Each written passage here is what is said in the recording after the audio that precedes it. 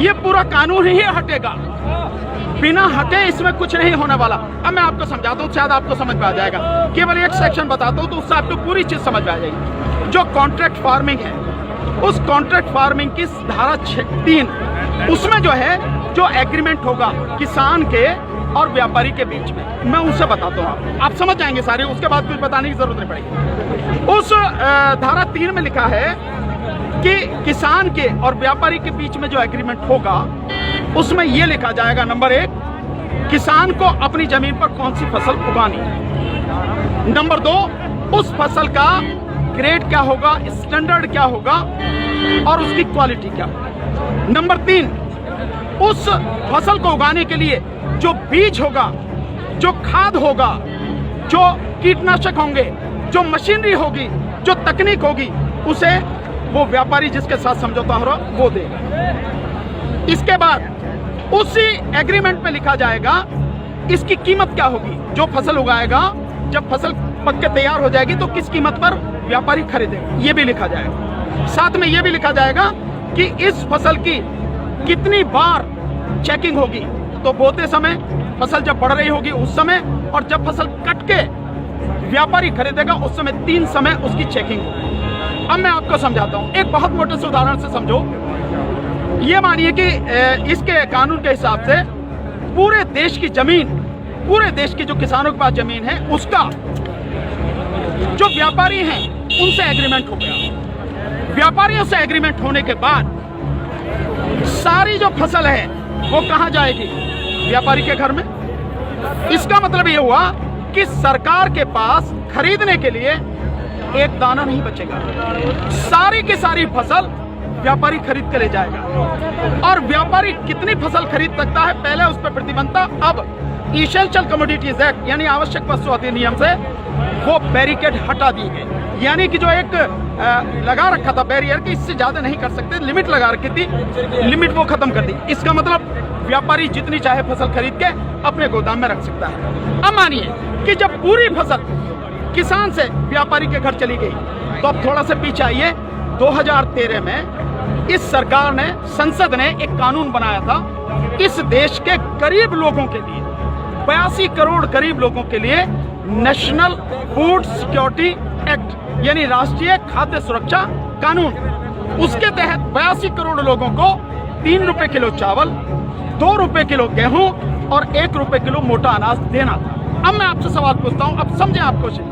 जब सारा अनाज व्यापारियों के पास चला गया, सरकार के पास कुछ नहीं है, तो सरकार इन 82 करोड़ लोगों को कहां से नाज लाएगी, पहले तो ये बताओ। इसका मतलब जो 82 करोड़ गरीब सरकारी मदद पर निर्भर था, वो खत्म हो गया। मतलब आप कह रहे हैं कि किसानों के खिलाफ बिल है, किसानों की भलाई की बात कर रहे हैं, पर किसानों के खिलाफ लोग समझ रहे हैं नहीं, ये पूरे देश के खिलाफ है। 82 करोड़ गरीब खत्म, देश में 5 लाख जो राशन की दुकानें हैं खत्म, 5 लाख राशन की दुकानों में कुछ रोजगार भी मिलता होगा खत्म। अब इसके बाद अब आ जाइए कि जब किसान को सारी चीजें, जो खाद भी है, बीज भी है, कीटनाशक भी है, मशीनरी भी है, तकनीक भी है, वो व्यापारी जिससे समझौता हुआ वो ही देगा। तो जो व्यापारी ये काम करते हैं, कोई खाद बेचता है, कोई बीज बेचता है, कोई मशीन बेचता है, कोई जो पेस्टिसाइड बेचता है, वो व्यापारी खत्म। तो आपने व्यापारी खत्म कर दिए, गरीब मजदूर खत्म कर दिए, और किसान को आपने बंधक बना दिया, मजदूर बना दिया, गुलाम बना दिया। कैसे? अब मैं बताता हूं। जब किसान की जमीन पर एग्रीमेंट हो गया, तो किसान चाहकर भी अपनी जमीन से एक भुट्टा, माना मक्का बोई हुई है, मक्का से एक भुट्टा तोड़ के नहीं खा सकता। आज की तारीख में तो जाओ, मक्का से एक नहीं 10, 20, 50 जितने भुट्टे तोड़ के खाने खाओ, खूब सेक के, है नहीं है, रिश्तेदारों को भी ले जाओ। साथ में गन्ना अगर बो रखा है, एक गन्ना नहीं खा सकता। क्यों? क्योंकि व्यापारी से समझौता है। अगर एक गन्ना टूट लिया तो फिर उसके बाद में व्यापारी लड़ते रहो आप, एसडीएम के यहाँ, एडीएम के यहाँ, हो गया ना। मतलब यह है कि अपनी ही जमीन पर मैं अपने लिए, अपने बच्चों के लिए अगर मन करता है, जो फसल मैंने उगाई है, मेरी मेहनत की फसल है, उसमें से एक दाना नहीं ले सकता।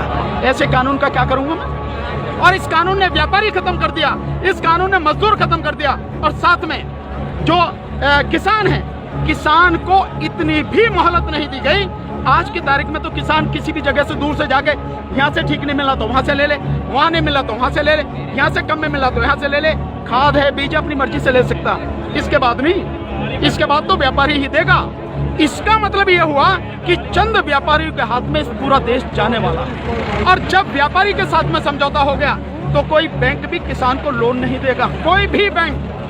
इसका मतलब यह हुआ कि अगर उसे पैसा चाहिए किससे लेगा? एक ही रास्ता बचा, उस व्यापारी से। तो सरकार कहती है ना कि जमीन नहीं जाएगी, ऐसे जाएगी जमीन। उसी व्यापारी से जब वो कर्जा लेगा, धीरे धीरे कर्जा बढ़ता चला जाएगा, और कर्जा बढ़ता चला जाएगा, व्यापारी का ब्याज बढ़ता चला जाएगा। लिहाजा जो किसान है अपनी ही जमीन उसी व्यापारी को बेचने पर मजबूर हो जाएगा। अब थोड़ा सा पीछे जाओ, आपको लेके जाता हूँ। 1947 से पहले क्या था?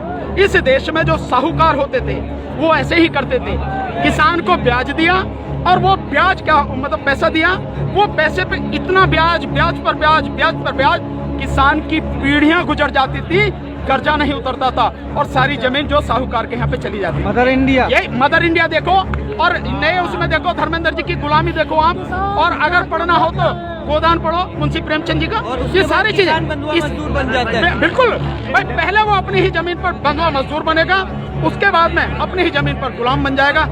ये है इस कानून का परिणाम जो आगे तक नजर आता है। तो सरकार ये ना समझे हमें नहीं मालूम। इसलिए ये कानून पूरे देश को तबाह करने वाला। अब एक चीज और रहेगी, उसे भी बता दो। जो मध्यम वर्ग के लोग जो आज रोटी खा रहे हैं, जब व्यापारी सारा अनाज अपने गोदामों में बंद कर लेगा तो वो जो आज उसने लिया जिस दाम पे, उससे 6 गुना, 7 गुना, 8 गुना दाम पर बेचेगा। तो जो मध्यम वर्ग के लोग जो घरों में बैठे हैं, अगर उनको बाहर आना चाहिए इस आंदोलन में, उनको आज जो अनाज या आटा 20 रुपए से 25 रुपए 30 रुपए किलो मिल रहा है, वही इस कानून के लागू होने के बाद वो आटा, वो अनाज उन्हें 5 से 6 गुना दाम पर मिलेगा।